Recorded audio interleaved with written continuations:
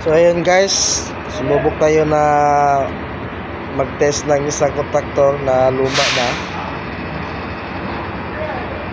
Kahit luma na siya, pero gumagana pa naman. Pwede pa natin siyang gamitin sa ibang motor.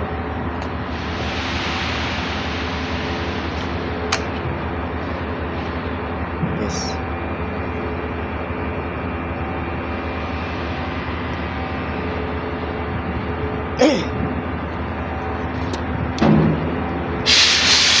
Pag ganito guys, mga baradong guys, linisan na to sa loob, gamitan nyo na ng contact cleaner, gagana yan siya as long as yung coil nya is buo pa. Yan, buo pa. Yan ito, testiran nyo muna kung buo pa, saka walang dito, walang short circuit. Testiran nyo muna gamit yung tester bago nyo i-try sa single phase. Ito control circuit to dito ito control circuit, tapos ito naman ang power circuit sa loob. Line 1, line 1, line 2, line 2, line 3, line 1, line 2, line 3. Ito yung output nya, ito yung overload 2556. Ito yun. Okay guys, kita na naman din natin yung isa. Okay? So ayun guys, nabuo na natin siya. Ito na naman neutral saka load, neutral line. Try natin guys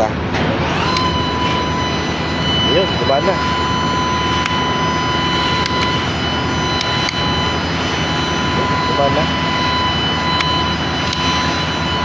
Gumana guys, gumana siya.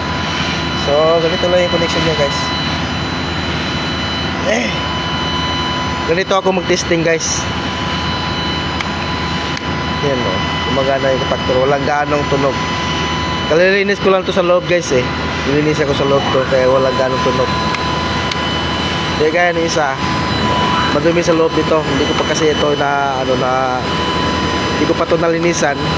Sinubukan ko, gumana naman. So kailangan pa natin linisan to guys.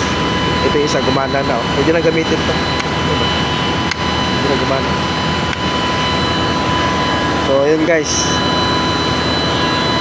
at ako'y magsusubok pa ng ibang mga contactor, gaya ng mga relay, magnetic relay, yung mga switch, mga tawag nito flow switch ng chemical, yung mga inayos ko.